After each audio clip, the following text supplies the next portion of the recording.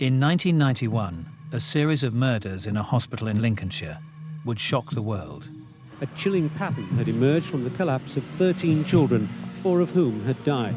No one could believe that a nurse could kill 4 defenceless children and attempt to kill 9 others.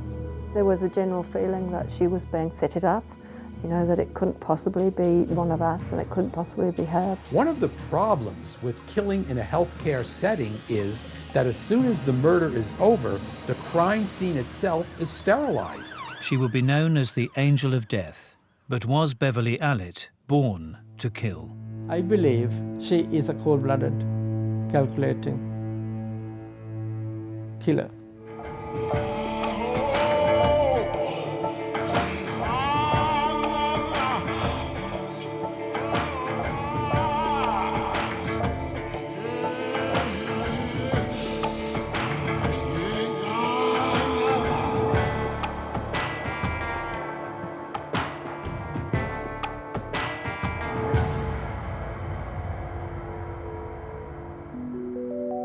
It was March 1991.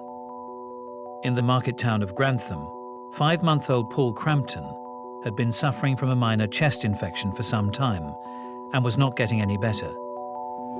Eventually, his concerned parents thought the safest thing to do would be to take him to the paediatrics ward of Grantham Hospital for a checkup. He was described by the hospital staff as a happy wheezer, so of course we were concerned. Our child was in hospital, but we weren't worried. We certainly saw this as a precautionary matter, just to deal with this chest infection. The doctors on Ward 4 decide to keep him in overnight as a precaution. His parents are relieved Paul is now in safe hands, but their calm was short-lived. Within hours, Paul's condition had turned serious. When I returned to the hospital, I turned into a scene of utter chaos. Paul was laid in the arms of a nurse. He was grey, clammy, cold. The doctors were called. Paul, whose heart had virtually stopped, was attended by the resus team. When I came to see the baby, he was shut down, pale, sweaty. So I immediately attempted intravenous line and gave some glucose. He recovered miraculously. Paul responded well to treatment, and quickly calm was restored to Ward 4, but questions remained. He had recovered from this hypoglycemic attack, and of course at that point my attention turned to why this had happened and what was the cause. This was something totally unexpected. It proves that the baby had low sugar, but we do not know why a baby has glucose deficiency. The hospital staff were certainly in a state of confusion and worry, without answers. They could not understand and comprehend what was happening to Paul, but it seemed to me bigger than that, but I didn't understand why at the time. Little did David know that his son Paul's sudden arrest wasn't the only unexpected incident Ward 4 had seen in previous weeks. In fact, by average standards, Ward 4 was seeing a very bad run of luck when it came to its young patients. It was over winter time, so you do get an increase in the number of sick children over the winter. It's normal, but it just seemed worse than normal. It was the worst winter that we'd ever had. 7-week-old Liam Taylor was the first to die. Liam had been brought in with a mild chest infection, and within hours of being admitted to Ward 4, had inexplicably collapsed with respiratory failure. He did have pneumonia, so he was very sick, but he had deteriorated so quickly. The consultant, Dr. Naniakara, was really upset. He had showed signs of respiratory and cardiorespiratory difficulties, what we call acute collapse, totally unexpected. And they tried to revive him, but unfortunately they basically said to Joanne and Chris Taylor that it looked like they were going to lose him. And Joanne Taylor and Chris were basically saying that they didn't want him prodding around with tubes and that if it was all going to be futile, they just wanted him to rest. And Liam died in his father's arms.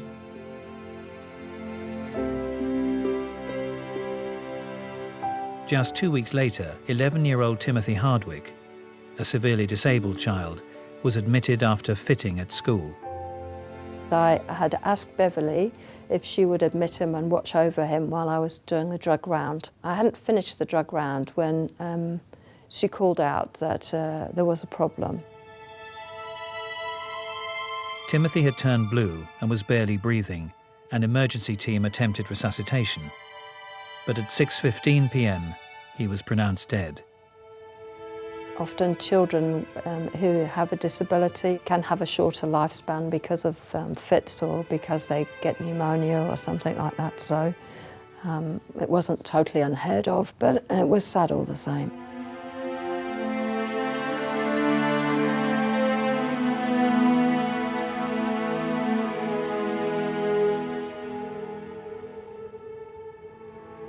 And again, just 5 days later, another child, 15-month-old Kaylee D, suffered 2 unexplained respiratory arrests. The first was unexpected, but the second bewildered staff. Concerned they had no real answers, doctors transferred Kaylee to the larger Nottingham General Hospital, where miraculously she quickly recovered. So with 4 sudden and largely unexplained incidents happening in close succession, the staff on Ward 4 were growing unsettled. All of us had our own anxieties, worries. We were very upset. You try to make sure that what you do is the best you can, and when it doesn't happen, when you have children that die, you find it really hard. For David and his wife, the panic was over for now, and their 5-month-old son, Paul, was on the mend. Beverly Allett, being the nurse on duty, went to take down the drip, and once again the child became cyanosed and the resuscitation team were called to restart the child's heart. Paul Crampton was successfully revived again, and for 3 days remained happy and content. So stable was Paul, in fact, that doctors felt as though he was safe to return home, and preparations for him to do so began. I'd gone to the hospital canteen to get some lunch. When I came back, Paul was having another hypoglycemic attack. With this third unexplained incident, enough was enough. The doctors were at a loss, and Paul needed help fast. On another glucose drip, he was rushed to the Queen's Medical Centre, a larger hospital 20 miles away, where he quickly recovered. Now, during that last attack, Dr. Porter took blood from the child, which was sent off to the University of Cardiff for analysis. To make sure Paul Crampton got to Nottingham safely, a concerned nurse took it upon herself to accompany them in the ambulance. Nurse Beverly Allett volunteered to go with my wife and be with her during what was clearly quite a traumatic journey. On the surface, the inexperienced nurse had had a terribly traumatic beginning to her career. But to everyone's relief, Allett had remained cool, calm and collected throughout. Her colleagues certainly felt sorry for Beverly Allett in the first days because she had been present at several of the attacks. The truth behind Allett's composure, though, was far more sinister.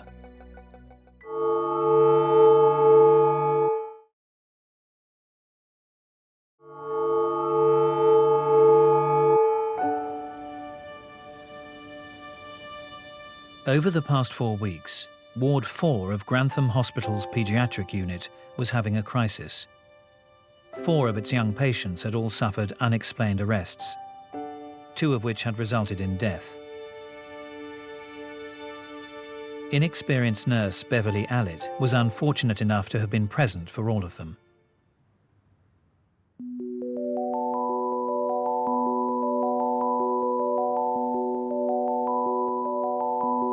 Beverly Allett was born on October 4th, 1968, in the pretty village of Corby Glen, nestled in the countryside of Lincolnshire. Corby Glen is a small village, just on the edge, really, of Lincolnshire and Leicestershire. It's a small community where most people know each other. Most people would know each other's business because of the very nature of the place. She was one of 4 children In birth order, she was the second oldest. From a very early age, she was an attention seeker. It was quite plain that she was an attention seeker. She seemed to be a pudgy kind of girl who wasn't particularly beautiful or striking or talented or gifted in ways that other people used to get attention. So she found that having a hurt arm or a cut or a bandage or a broken arm or something like that got attention. She would cut herself on glass more often than anybody else. She would be going to hospital more often than anybody else. But generally I think she seemed to be just a normal child growing up in a rural community. Beverly's childhood really was unremarkable until she failed her 11 plus, and as a consequence she went to the local secondary modern school. Her older sister Donna went to the grammar school in Grantham. She left school here as a 16-year-old with very little academic qualification, but was befriended by a nurse from Grantham Hospital who lent her the necessary books and equipment to study to join the nursing profession, which she did when she was about 17 or 18 years of age. It was this chance meeting that changed the course of Alit's life forever. Whilst on her pre-nursing course, Alit worked part-time at a local pub, where she met several boyfriends. Interestingly, the boyfriend's nickname for Beverly Alit was the Fable, because she kept inventing stories about herself. And it's this sense, this need for Beverly Alit to draw attention to herself, to be at the center of attention, to have people sympathizing with her, that really is the dominant characteristic of her childhood. Behind me is the Fighting Cocks pub, where as a teenager she worked behind the bar. And it's where she met her boyfriend at the time, Steve Biggs, who she later went on to beat up quite badly whilst they were engaged to each other.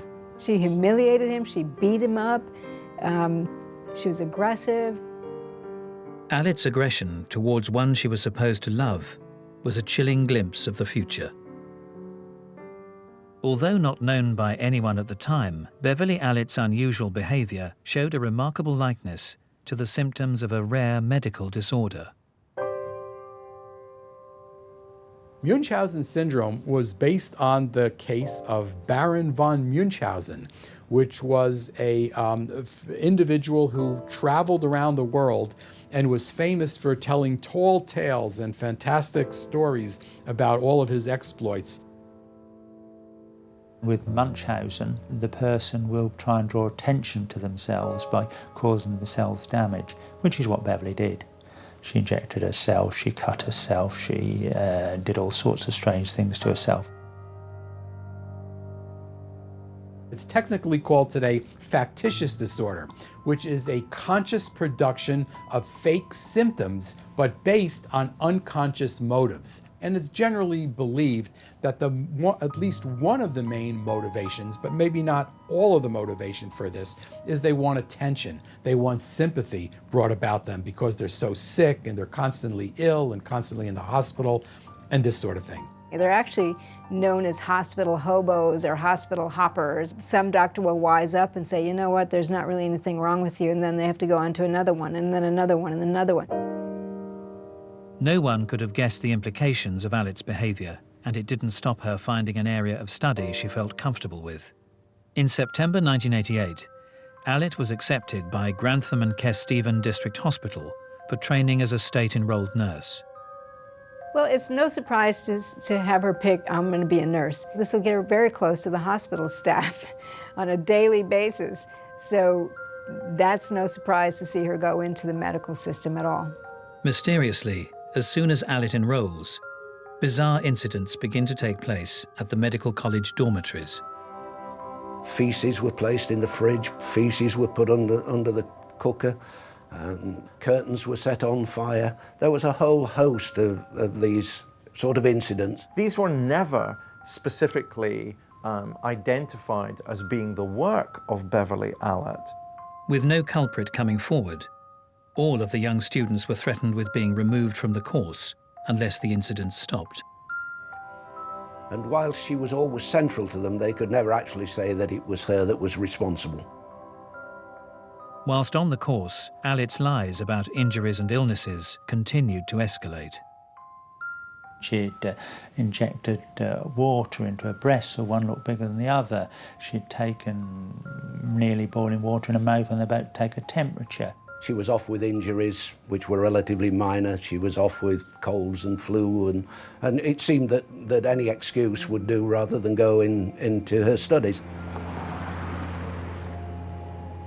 Between 1988 and 1990, when her nursing course is going to end, she's going to have had something like 160 sickness days in that period of time. As a result, although she passed, she only just managed to pass the nursing course.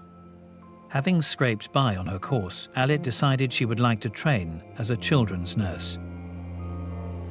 And she was rejected at this particular time, and the board gave the reasons for her rejection as the fact that she hadn't got enough experience of dealing with sick children.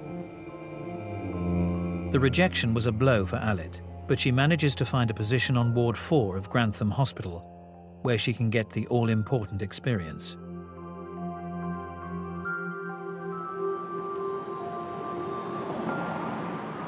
This is Grantham Hospital.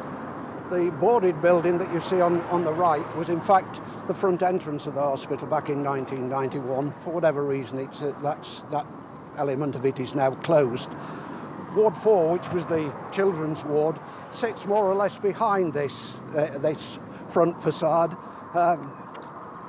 Was a typical small ward with private rooms for children.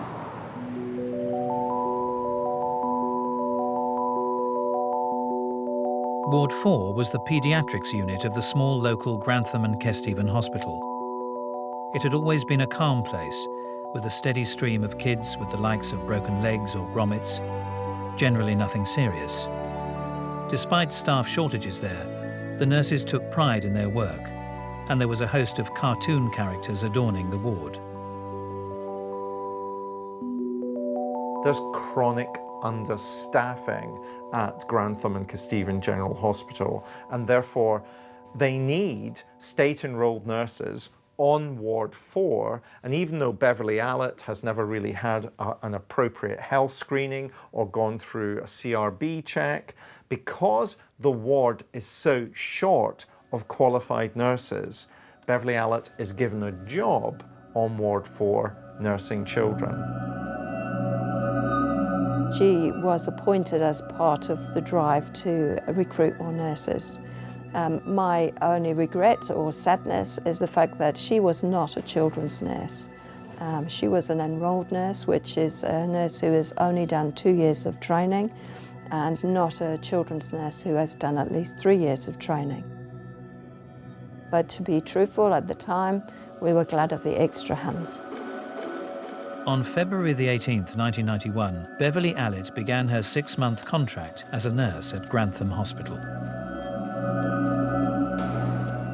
She seemed quite keen to learn and eager to please.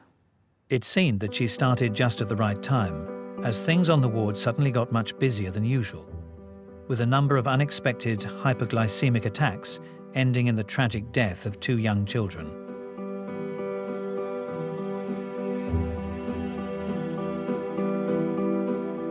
The more experienced nurses on the ward had never known it to be so busy. I remember we thought of all different things it could be. Maybe there was this new bug that was going around that nobody had found yet, or maybe it was just a bad time for us. It does happen. You do have children who are very sick and they do die sometimes. The last thing anyone expected was that the killer was one of them, someone employed to protect children. We work on trust. The day we lose our trust, the whole system will collapse. Over the next 2 weeks, the situation on the ward continues to deteriorate, as another 5 children suffer a total of 7 collapses, one resulting in the death of 9-week-old Becky Phillips. She'd come in with a tummy upset. She was only brought into the hospital because she'd been a premature baby. Family were a bit concerned. They brought her in. She was examined. She was about ready to go out. She'd got over her diarrhoea and vomiting. She was put in the care of Nurse Allett, and then she got home. She became grizzly and uncomfortable and clammy. She collapsed. She was brought in and she died. And Becky wasn't the Phillips' only child to suffer at the hands of Nurse Allett. Worried that her twin sister Katie may be suffering from a similar illness, her parents brought her in as a matter of precaution. She inexplicably stopped breathing twice and was resuscitated, but sadly suffered permanent brain damage. Beverly was regarded as an angel. She had actually found the problem, called the medical advice, and got the Katie treated. Allett was at the centre of attention again, miraculously always the first to the scene, giving parents the impression she was always going the extra mile. Her parents think so highly of Allett that they ask Allett to become Katie Phillips's godmother. The young Nurse Allett was an angel. She had been there for both Becky and Katie and was always on hand to help with the tragic cases that Ward 4 was experiencing. However, when revealed, the truth behind the mysterious deaths would shock the world.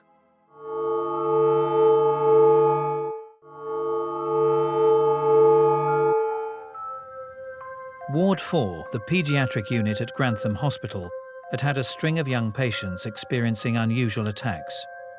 One of these was 5-month-old Paul Crampton. On the 12th of April, 16 days after it had been sent for analysis, Paul Crampton's blood was finally tested, and the result was not good news.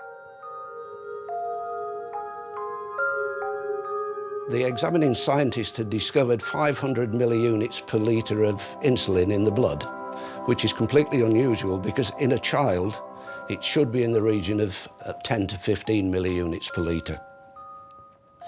Since the child had recovered spontaneously, they concluded that either it was a rogue sample or that the child had suffered from an insulinoma, a malfunction of the pancreas which had now righted itself. So no action was taken in respect of that. A child is in a hospital because they're sick, and so the fact that they would die is not completely unheard of. I mean, people do die in hospitals. I didn't think that there was anything happening that was caused by a person. It is unthinkable that somebody who is looking after sick children would hurt them. It was unthinkable then. It's unthinkable now. Over the following 2 weeks, another 10 children collapse, and horrifically, there is yet one more death. On April the 22nd, 15-month-old asthmatic Claire Peck was brought into Ward 4 with a severe attack.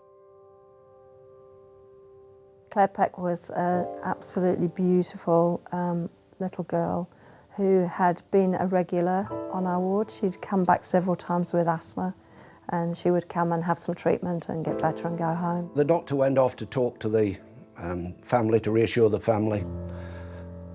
Whilst he'd gone, the little girl is left alone with Beverly Allett in the treatment room. She raises the alarm almost immediately and says that this little girl has stopped breathing. The resus team are called, they get the little girl breathing again, and she seems to be on the road to recovery. Doctor goes off to once again speak to the family, and once again within the space of about 90 seconds the alarm is raised by Beverly Allett. The child has stopped breathing. Despite the efforts of the resuscitation team, they couldn't get the child breathing again, and sadly she died. The day Claire Peck died, I think, was probably the worst day we had. We couldn't believe it. And we couldn't believe she was gone. We all started getting upset, waiting for someone to come out with some magic answers. With doctors running out of medical explanations, There seems only one possible conclusion. The killer is closer than they dare imagine. Hospital authorities contact the police. So on the 30th of April of 1991, I, as Detective Superintendent, get a telephone call to suggest that there may be something untoward happening at Grantham Hospital. The initial meeting at Grantham Hospital took place on Friday the 3rd of May 1991 and was attended by a variety of people, but it included the two consultant paediatricians from Grantham, Dr. Nanyakara and Dr. Porter, and the expert Professor David Hull. Professor David Hull is asked to produce an independent report. Based on just the medical notes of 14 cases, he concludes that only 3 signal some worry, and only one of these, that of Paul Crampton, seriously concerns him, with the notes showing evidence of an untoward act. In some police circles, there was the suggestion that we were just wasting money and that we should pull the plug on it. But I chose to go down the route of investigating the circumstances surrounding the collapses, the 3 collapses of Paul Crampton. Following his detective's instinct, Stuart Clifton senses something is not right and pursues the case. Stuart Clifton, who was my boss at the time, called a meeting one day in May 1991, and he basically said, I have picked you as a group because of the sensitivity or the potential sensitivity of the case. I don't know what we've got. I want you to go up to the hospital in pairs. I want you to speak to the parents of some of the children, some of the nurses and that, and basically, as I've said, do a fishing expedition and just see what you can find out, really. The police cautiously began interviewing staff at the hospital. However, as they spoke to more parents and employees, things did not become any clearer. When we first went to Ward 4 to speak to the nurses and that, it was apparent that not only did the nurses not know themselves what was going on, the parents didn't either. And everybody was sort of just wanting an answer to what was going on. And everybody, quite honestly, was hoping that, you know, that these arrests and that were going to be a natural cause. Among others, they questioned one nurse who appeared to have been present at nearly all of the incidents, Nurse Beverly Allett. On the first time that I met her, the 7th of May, Bev came into the side room. She was a quite large, heavily built girl, quiet, pleasant, sat down, spoke, answered all questions really. She was certainly no different to any of the other nurses that I'd spoken to. Allett had already spent her entire life lying to people, and this interview was to be no different. The truth would remain hidden for now. But in the meantime, Stuart, obviously running the inquiry, was looking at different angles and that, and he was contacting various paediatric professors and that to have a look at the files of the children involved. And of course from that, then a different story was emerging. Outside the hospital, Detective Neil Jones was given the task of looking for any other evidence around the 13 children. I was over at the Queen's Medical Centre and they sent me to the hospital, City Hospital at Nottingham. And I found a big freezer over there and it contained blood samples. And these blood samples are taken for children in the hospital to check for genetic defects, growth analysis, that type of thing. And they were supposed to be destroyed every 3 to 6 months. She didn't clear the fridge very well. So we got in this freezer and we recovered 9 blood samples out of the 13 children that had been attacked. These samples were sent away to Professor Vincent Marks at the University of Surrey. And among them was a sample of Paul Crampton's, which was tested for a second time. What he discovered was quite astounding. He discovered that the blood insulin level was not 500, but it was 47,000, which was the second highest ever recorded in the world. We set about looking why there should be such a discrepancy between Cardiff and the University of Surrey, and discovered that the machine on which it was tested at Cardiff was only calibrated to 500 and it had gone off the scale. In this particular case, he concluded that it was injected insulin. So here for the very first time was some evidence that suggested that there was a killer on the ward at Grantham Hospital. There was a medical report prior to 1991 about 2 cases where babies were administered insulin and various other drugs, and that is a mother who had actually done that intentionally. Now, that in fact was termed Munchausen syndrome by proxy. This is when an individual creates false symptoms in somebody else, usually somebody that they're in charge of, like their child, for example. And so a mother who's creating false symptoms in their child will put feces, for example, in the baby's formula to give the child a fever. And sometimes in extreme cases, the mother will actually kill the child. With this revelation in mind, the detectives now needed to ascertain how this could have happened. We began to look at where the insulin may have come from and discovered that insulin is replaced on the ward from the hospital pharmacy on demand. It's kept on the ward in locked fridges. One key fits any fridge within the hospital. The key to the fridge on the children's ward, Ward 4, went missing. The last person known to have had it was a nurse called Beverly Allett, who had been asked about it and claimed to have handed it on to another nurse.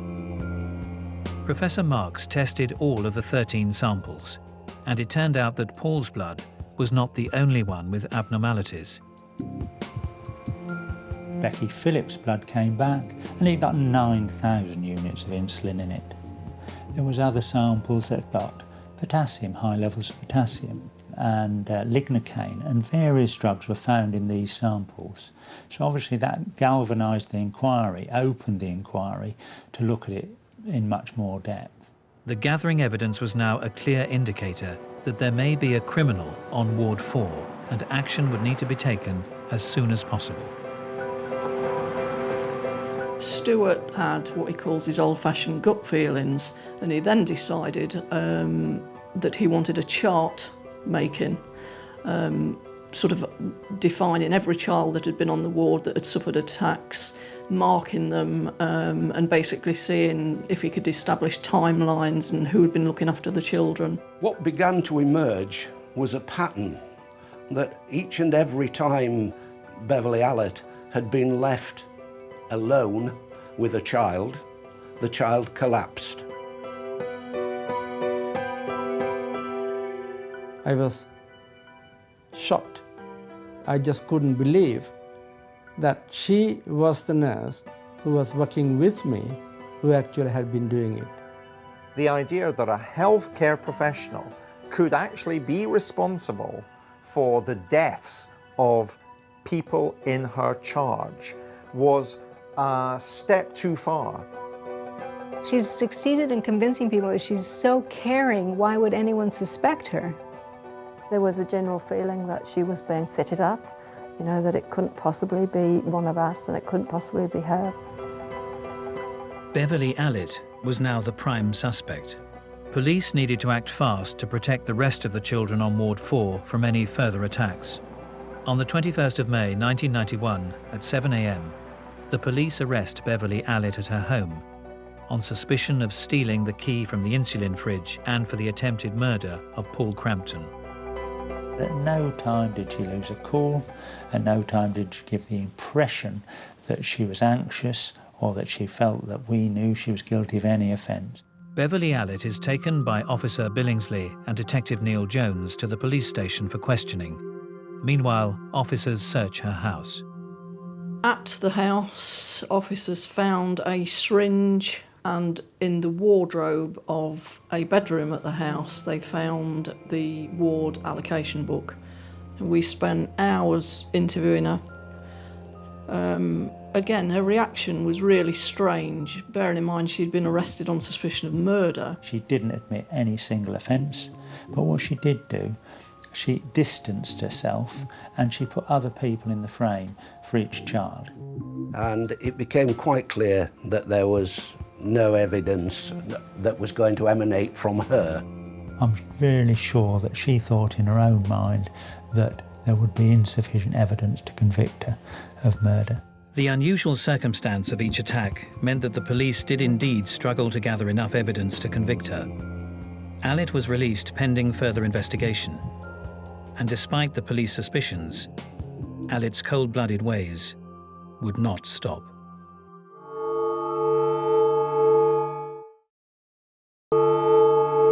On the 21st of May 1991, the police had arrested Beverly Allitt for attempted murder, but had to release her due to lack of evidence. Her job as a nurse, one of power and trust, made the investigation that much harder. One of the problems with killing in a healthcare setting is that as soon as the murder is over, the crime scene itself is sterilized. I mean, it occurs in a hospital, they take the victim out, the body, and the cleaning folks come in and deliberately get rid of anything that could be considered forensic evidence. It was a serious investigation. Nobody expects a carer in a hospital environment to be killing children, and that's what was happening here. But on top of that, it caught the imagination of the world press. And the consequence of that was that it was big news right across the world. Detectives were called in after 2 months of mysterious deaths and collapses on Ward 4, the children's ward. One nurse has been arrested and interviewed at the police station under the provisions of the Police and Criminal Evidence Act. There may be a need to see that nurse again. Further than that, I would not wish to speculate about any other matters in connection. With the world now watching, the investigation continues, but the police get an unexpected response from some of the parents. Their antagonism is to the police as opposed to the person who might be committing these crimes. One family engaged private investigators to investigate the police because it was felt that the police were trying to stitch up Beverly Allitt. With Beverly Allitt now the leading suspect, she is placed on leave from her position at Ward 4. Whilst the investigation continues, Allitt moves in with her close friend Tracy Jobson and her family. The attack stopped as soon as she left the hospital, and the attack started at the home address in Peterborough where she arrived. There was things like bleach appearing in Jonathan Jobson's bed, and Jonathan was Tracy's brother. She gave tablets to the dog, and he was rolling about on the floor outside, frothing at the mouth. Eileen Jobson, Tracy's mother, was becoming increasingly concerned by events in the household. Eileen kept saying, who's doing these things? Tracy said she had no idea. Jonathan was saying he had no idea. Beverly was saying she had no idea, but then came up with a version of events that she'd seen a poltergeist and that this poltergeist would be responsible for all of these things. There was an incident where they'd gone to Whittlesea Market and Jonathan Jobson, the brother, had complained of feeling ill. And whilst shopping, Jonathan collapses and he's taken into Peterborough Hospital, and it's later concluded that he'd had a hyperglycemic attack. And surprise, surprise, Jonathan was made a drink by Beverly Allitt before they left for Whittlesea Market, a blackcurrant juice, which he says tasted funny when he was drinking it. Eileen Jobson could take it no longer. There was something clearly amiss with Allitt's presence in their home. The police were called, and Allitt was once again taken into custody.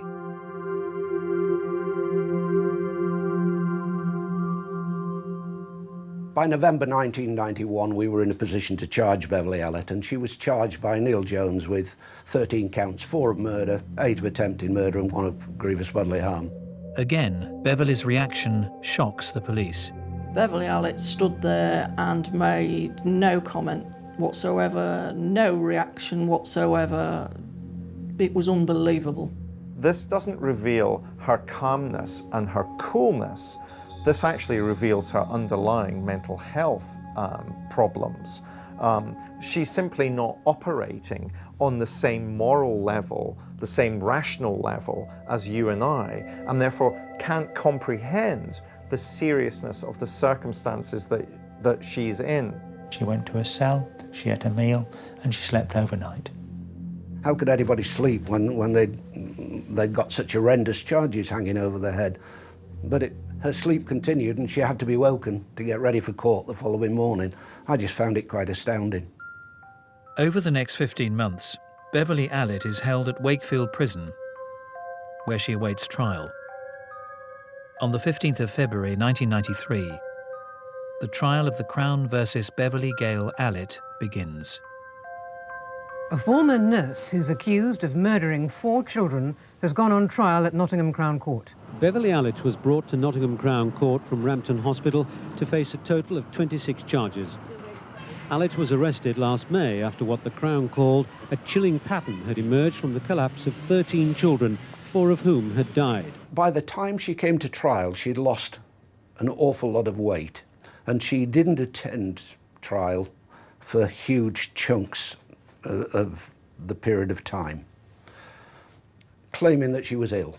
At court, Beverly Allitt pleads not guilty. She doesn't take the stand, and therefore she fits a pattern of a number of serial killers who will be silent in relation to the charges that have been brought against them. Regardless of Allitt's plea, the prosecution's case was watertight. Allitt was guilty of all charges. She had been the only one in attendance on all occasions children were attacked on Ward 4, and she had been there when Jonathan Jobson fell ill.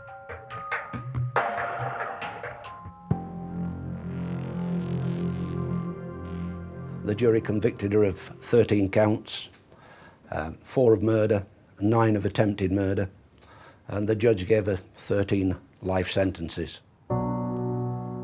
Everyone was so overcome with emotion, basically, particularly parents that had lost a child.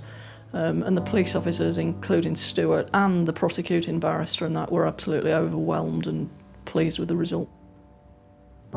The judge summed up the case by describing Beverly Allitt as a very evil lady. Allitt's constant illnesses and history of fictitious injuries had led the police to what they thought was the motive for her evil attacks and murders. Beverly Allitt committed crimes that shocked the nation. The nurse that had previously seemed to be an angel, in fact turned out to be an angel of death.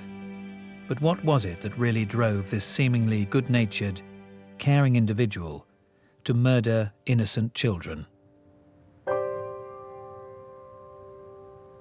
When the court case was over and she had been found guilty, which we then knew was true and we accepted was true, then I wanted her to be in prison and to never come out again. I believe she is a cold-blooded, calculating killer. Never at any stage did Beverly Allitt express remorse. Even after sentence, when she was seen at Rampton Hospital, not once has she ever expressed any remorse for what she's done. Undoubtedly, in my mind, she wanted to be the centre of attention in everything she did. And the fact that 4 children died is almost incidental to the attention that she was seeking. Beverly Allitt had underlying mental health needs, but that doesn't mean to say that she was born to kill. She would harm children and magically appear at the 11th hour as some form of saviour so as to again draw attention to herself. And that's ultimately why Beverly Allitt killed. She wanted to draw attention to herself. I think Beverly Allitt was born with a disposition that under certain conditions would bring out violence, would bring out aggression. And those conditions did occur in her life. But I imagine these things are built up of little bits of a picture, bits of a jigsaw that all sit together to make the bigger picture and produce someone who harms people and indeed killed them in this particular case. Between the environment and her disposition, that would make her born to kill. whatever it was, that's where she finished up. And she finished up committing some horrendous crimes against the innocence of our society, our children.